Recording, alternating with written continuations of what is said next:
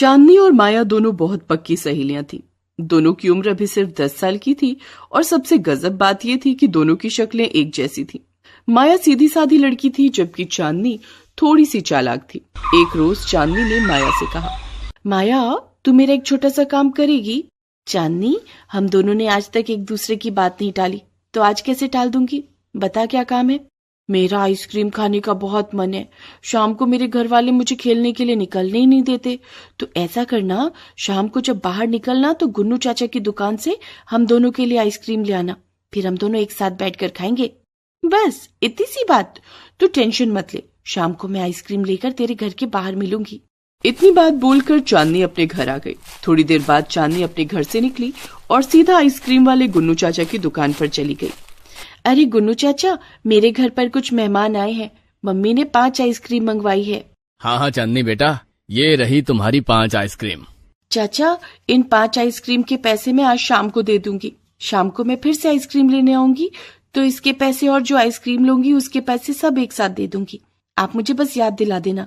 आप तो जानते हो कि मैं बहुत भुलक्कड़ हूँ। हाँ हाँ चांदनी बेटा, ये तो मुझे अच्छी तरह से पता है कि तू बहुत भुलक्कड़ है। तू ये 5 आइसक्रीम लेकर जा, इसके पैसे शाम को मैं तुझसे ले लूंगा। चांदनी आइसक्रीम लेकर अपने घर आ गई। उसने अपने माँ बाप को आइसक्रीम खिलाई और बाकी की बची आइसक्रीम वो खुद खा गई। वहीं दूसरी तरफ शाम ढलने को थी। माया अपने घर से निकली। चांदनी को आइसक्रीम खाने का बहुत मन था और बेचारी शाम को वो घर से निकल नहीं पाती। इससे पहले कि रात हो जाए, मैं जल्दी से आइसक्रीम लेकर चांदनी के घर पहुंच जाती हूँ। माया भागकर आइसक्रीम वाले चाचा की दुकान पर पहुंच गई, लेकिन दोनों जुड़वा थी, इसलिए चाचा ने सोचा कि चांदनी ही है। अरे चाचा, 2 आइसक्रीम देना। हाँ बेटा, मुझे बताने की जरूरत नहीं है, मुझे पता ही है कि तुझे 2 आइसक्रीम चाहिए। ये ले। चाचा ने 2 आइसक्रीम माया को दे दी। माया ने 2 आइसक्रीम के पैसे उन्हें दे दिए और वहां से जाने लगी। तभी अचानक चाचा ने माया को रोक लिया। अरे बेटा, इसके पैसे तो तूने दे दिए, लेकिन सुबह जो तूने 5 आइसक्रीम ली थी उसके पैसे कौन देगा? चाचा, मैं तो आज पहली बार दुकान पर आई हूँ आपकी। मैंने 5 आइसक्रीम कब ली? तू हमेशा भुलक्कड़ की भुलक्कड़ ही रहेगी।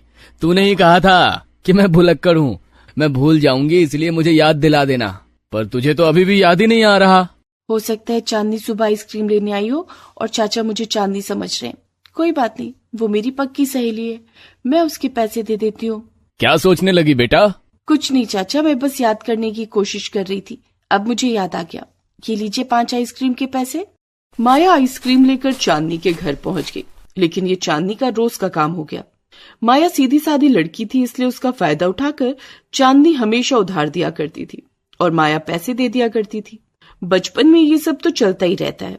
खैर, एक रोज माया का ट्रांसफर गांव से कहीं दूर किसी दूसरे शहर में हो गया। चांदनी, मेरे पापा का ट्रांसफर दूसरे शहर में हो गया है, इसलिए मैं जा रही हूँ। तेरी बहुत याद आएगी। चांदनी ये सुनकर हैरान हो गई, लेकिन अब वो कर ही क्या सकती थी। खैर, माया अब चांदनी से हमेशा हमेशा के लिए अलग हो गई, क्योंकि माया दूसरे शहर में शिफ्ट हो चुकी थी अपने परिवार के साथ।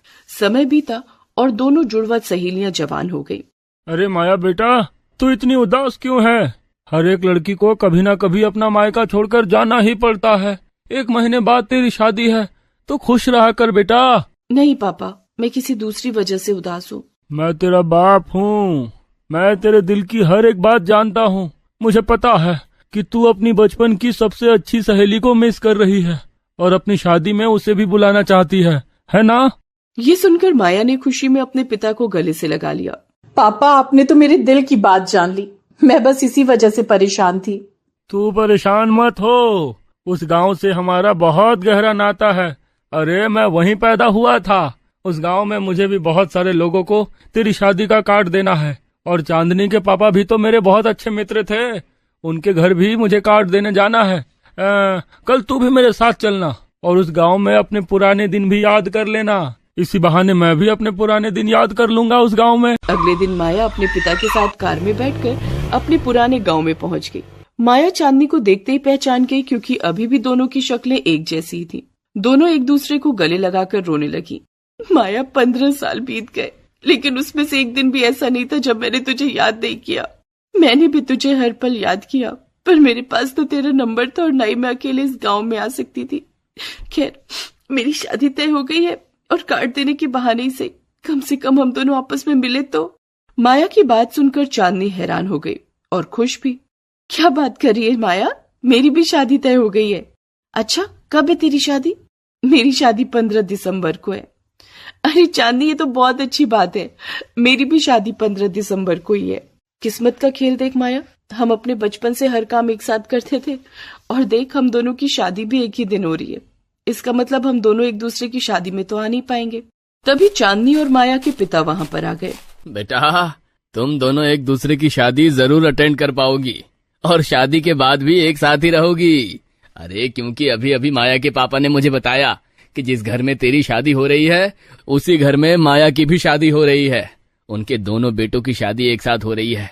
बड़े बेटे मनोहर की शादी माया के साथ और छोटे बेटे की शादी तेरे साथ। ये सुनकर दोनों की खुशी का ठिकाना न रहा। अंकल, क्या वो दोनों भाई भी जुड़वाए हैं? अरे नहीं नहीं बेटा, उनके पिता इस दुनिया में नहीं रहे तो उनकी माँ ने एक साथ ही दोनों बेटों की शादी तय कर दी। पर उनके भी परिवार को ये नहीं पता है कि तुम दोनों बचपन की सहेली हो। तो इस तरह से दोनों की शादी एक ही मंडप के नीचे होने लगी। अब दोनों कन्याओं को बुलाइए। माया और चांदनी ने तय किया था कि दोनों ही शादी का जोड़ा एक जैसा ही पहनेंगी। इसीलिए कंफ्यूजन की वजह से चांदनी की जगह माया और माया की जगह चांदनी बैठ गई, जिससे दोनों के पति बदल गए। ये बात किसी को पता नहीं चली। चांदनी और माया ने घूंघट डाल रखा था, इसलिए वो भी इस बात से अनजान थी और दोनों की शादी हो गई। सुहागरात वाले दिन चांदनी घूंघट में बैठी थी। मुझे तो यकीन ही नहीं हो रहा है कि मेरी बचपन की जुड़वा सहेली माया की भी शादी इसी घर में हो गई। इतना सुनते ही मनोहर चांदनी से अलग हो गया और उससे बोला, इसका मतलब तुम माया नहीं हो? चांदनी ने घूंघट उठाकर देखा तो सामने मनोहर था, ना कि समीर। चांदनी बेड से उठकर नीचे आ गई। अरे ये क्या हो गया? इसका मतलब मेरी शादी समीर से ना होकर आपके साथ हो गई। इससे पहले कि कुछ अनर्थ हो जाए, जल्दी से समीर के कमरे में चलते हैं। मनोहर और चांदनी भागकर समीर के कमरे के पास आकर उसका दरवाजा खटखटाने लगे। समीर ने दरवाजा खोला। भैया, मैं आपके ही कमरे में आने वाला था। आपको पता है, बहुत बड़ी गड़बड़ हो गई है। इसका मतलब तुझे भी पता चल गया कि हम दोनों एक्सचेंज हो चुके हैं? हाँ भैया, पता नहीं इतनी बड़ी कंफ्यूजन आखिर कैसे हो गई। मेरी शादी चांदनी से होनी थी लेकिन माया से हो गई, और आपकी शादी माया से होनी थी लेकिन चांदनी से हो गई। अब इतनी बड़ी गलती का अंजाम आखिर कौन भुगतेगा? समीर, तू ऐसा कर, आज रात तू मेरे कमरे में आकर सो जा। चांदनी और माया को एक कमरे में सोने दे। कल सुबह होते ही पंडित जी से मिलते हैं। समीर और मनोहर एक कमरे में सो गए और दूसरी तरफ माया और चांदनी एक कमरे में सो गई। सुबह होते ही मनोहर ने दोनों परिवारों के साथ साथ पंडित जी को भी बुला लिया। मनोहर ने सारी बात अपने अपने परिवारों को और पंडित जी को बता दी। मुझे लगता है गलती से माया चांदनी की जगह बैठ गई होगी और चांदनी माया की जगह। दोनों ने एक जैसा जोड़ा पहन रखा था और शक्लें भी दोनों की एक जैसी ही है। शायद इसी वजह से कंफ्यूजन हो गई होगी। अरे पंडित जी, आप इतने एक्सपीरियंस आदमी हैं, आपसे भला इतनी बड़ी गलती कैसे हो गई? ये तो अच्छा हुआ कि बात हद से आगे नहीं बढ़ी और सुहागरात वाले दिन ही इन दोनों को सच्चाई पता चल गई, वरना अनर्थ हो जाता। हाँ पंडित जी, क्या अब इसका कोई इलाज नहीं है? बिल्कुल इलाज है। इसके लिए हमें कम से कम 4-5 घंटे का एक हवन करना होगा, जिससे मंत्रों और कर्म कांड के जरिए दोनों की शादी टूट जाएगी और उसके बाद फिर से दोनों की शादी करानी पड़ेगी। पंडित जी, मैं नहीं चाहता कि पूरे समाज के सामने फिर से हमारी शादी हो और इतनी बड़ी हरकत पूरी दुनिया जाने। जो भी करना है इसी छत के नीचे चुपके से हम लोग कर लेंगे। हाँ हाँ मनोहर बेटा, पूरी दुनिया के सामने अब ये सब तमाशा करने की कोई जरूरत नहीं है। अभी सुबह का वक्त है, हवन हम अभी थोड़ी देर में शुरू कर देते हैं और शादी की प्रक्रिया हम लोग शाम को पूरी कर लेंगे। उन लोगों ने तुरंत हवन प्रक्रिया शुरू कर दी और मंत्रों के जरिए दोनों की शादी तोड़ दी। उसके बाद शादी की पूरी प्रक्रिया वरमाला सहित उन लोगों ने एक बार फिर से की और इस बार सब कुछ ठीक हो गया। मनोहर की शादी माया के साथ हो गई और समीर की शादी चांदनी के साथ। माया बिटिया, अब तो तू खुश है ना? तू जिस वजह से शादी के पहले उदास हो रही थी, वो वजह अब हमेशा के लिए खत्म हो गई। अब तेरी बचपन की सहेली हमेशा तेरे साथ रहेगी। हाँ, इतनी गड़बड़ के बावजूद भी दोनों जुड़वा सहेलियां जो बचपन में बिछड़ गई थी, 15 साल बाद कुदरत ने उन्हें हमेशा के लिए मिला दिया और वो लोग खुशी खुशी रहने लगे। आशिका का आज जन्मदिन है। अरे नाचो ना भाभी, तुम गवार की गवार ही रहोगी। आशिका, मैं नाश्ता लेकर आती हूँ, तुम लोग डांस करो। आशिका अपने दोस्तों के साथ डांस करने में मस्त है, जबकि उसकी भाभी अंदर नाश्ता लेने चली जाती है। तब आशिका अपने दोस्तों के साथ एक प्लान बनाती है। आज माँ और भैया घर पर नहीं है, इस गवार भाभी को आज मजा चखाते हैं। माँ के सामने बहुत सती सावित्री बनने का नाटक किया करती है ना, आज समझ आएगा इसे आशिका से पंगा लेने का अंजाम। आशिका ढेर सारा केक जमीन पर गिरा देती है। थोड़ी देर बाद जैसे ही आशिका की भाभी सरोजनी नाश्ते का सामान लेकर अंदर एंटर करती है, वैसे ही वो फिसल कर गिर जाती है। सारा नाश्ता भी जमीन पर गिर जाता है। ये क्या किया भाभी, आंखों में मोतियाबिंद हो गया है क्या? आशिका, ये केक जमीन पर किसने डाला? इसी से फिसल कर गिरी हूं मैं। नाश्ता भी गिरा दिया, अब मेरी दोस्त बिना कुछ खाए जाएंगी लगता है। नहीं नहीं, मेहमान भूखे नहीं जाने चाहिए। तो यहाँ ज्ञान क्यों झाड़ रही हो भाभी? जाओ जल्दी से नया नाश्ता बनाकर लाओ और उससे पहले ये सब साफ कर दो। सरोजनी सारी सफाई करती है और सबको नाश्ता बनाकर खिलाती है। अगले दिन सुबह सुबह आशिका के प्रेमी देव का फोन आता है। मैंने तुम्हें कितनी बार मना किया है कि मेरे पास फोन मत किया करो, रखो फोन। इतना कहकर घमंडी आशिका फोन रख देती है। बेचारा देव बहुत अच्छा और शरीफ लड़का होता है। आशिका किसी कंपनी में प्राइवेट नौकरी करती है जिसका उसे बहुत घमंड होता है। शाम होते ही आशिका घर आती है और देखती है कि उसकी भाभी टीवी देख रही है। भाभी, तुम्हारे पास दिन भर कोई काम धंधा तो रहता नहीं है, दिन भर टीवी देखा करती हो। बिजली का बिल आपके पिताजी देंगे।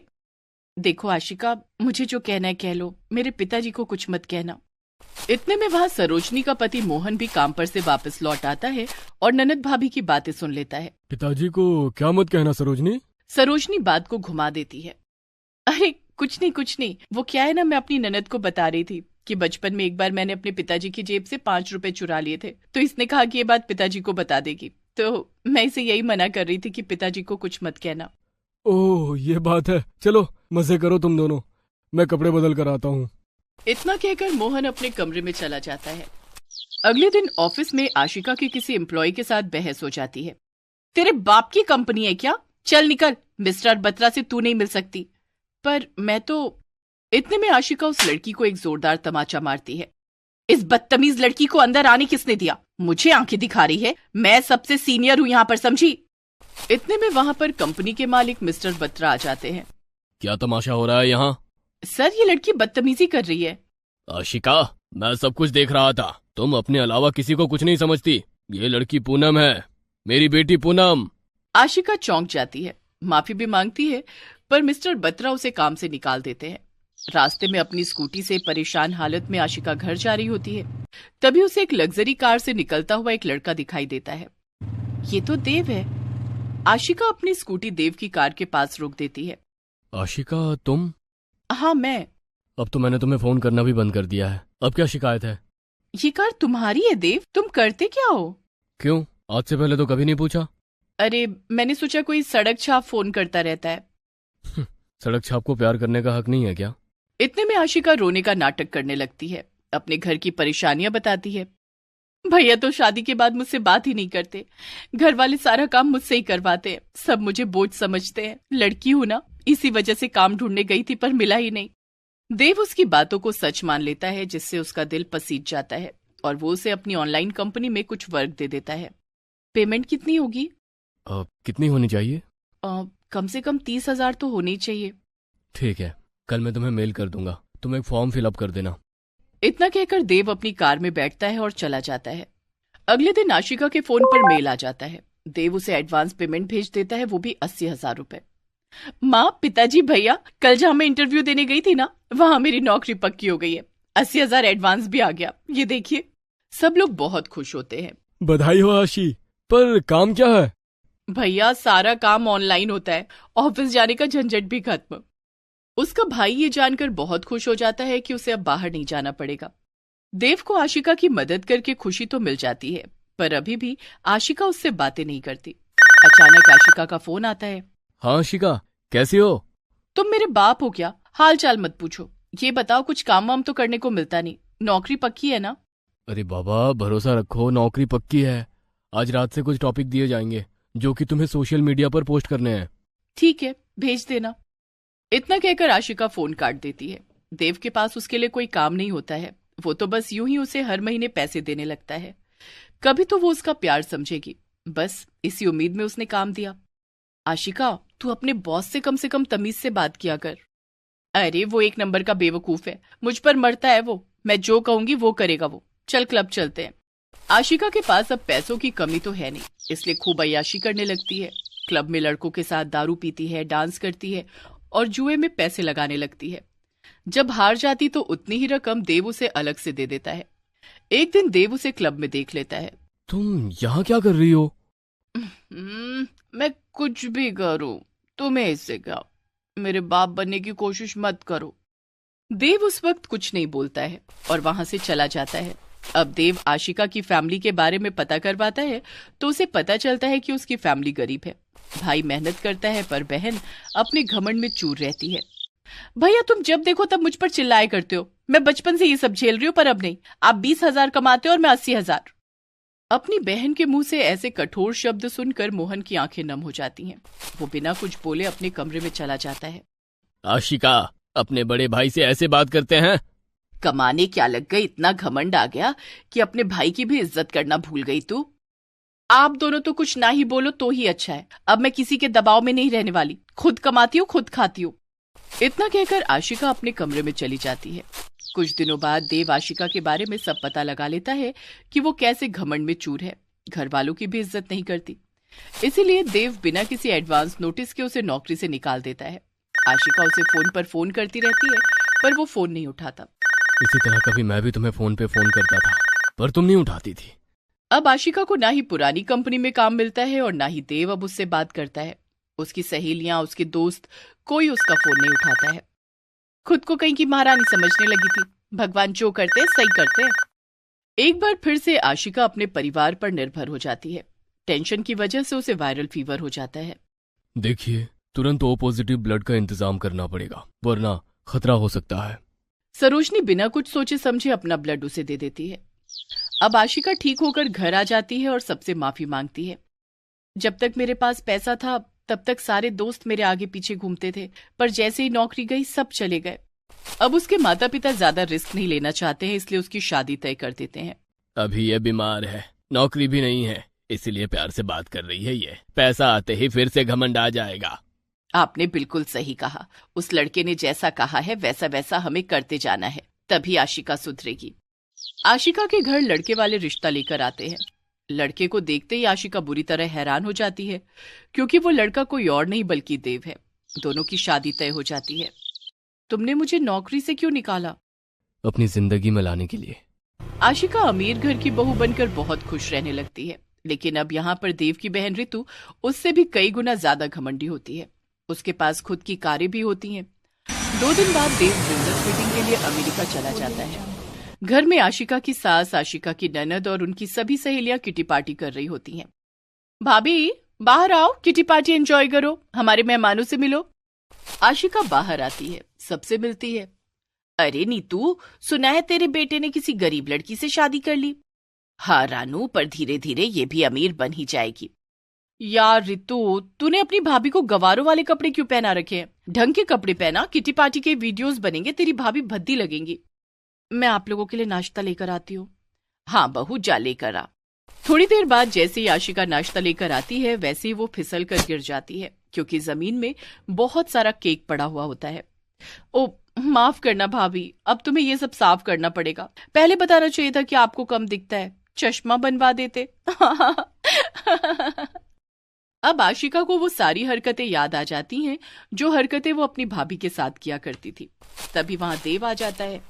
अब महसूस हुआ कि जब खुद पर बीतती है तो कैसा लगता है। देव सारी बात आशिका को बताता है। ये सब देव की चाल होती है आशिका को सबक सिखाने के लिए, जिसमें देव का साथ आशिका के घर वाले, देव की माँ और उसकी बहन ऋतु भी देते हैं। अब आशिका को सब समझ आ जाता है। एक बार फिर से दिल से वो अपनी भाभी से माफी मांगती है। सब लोग खुशी खुशी रहने लगते हैं।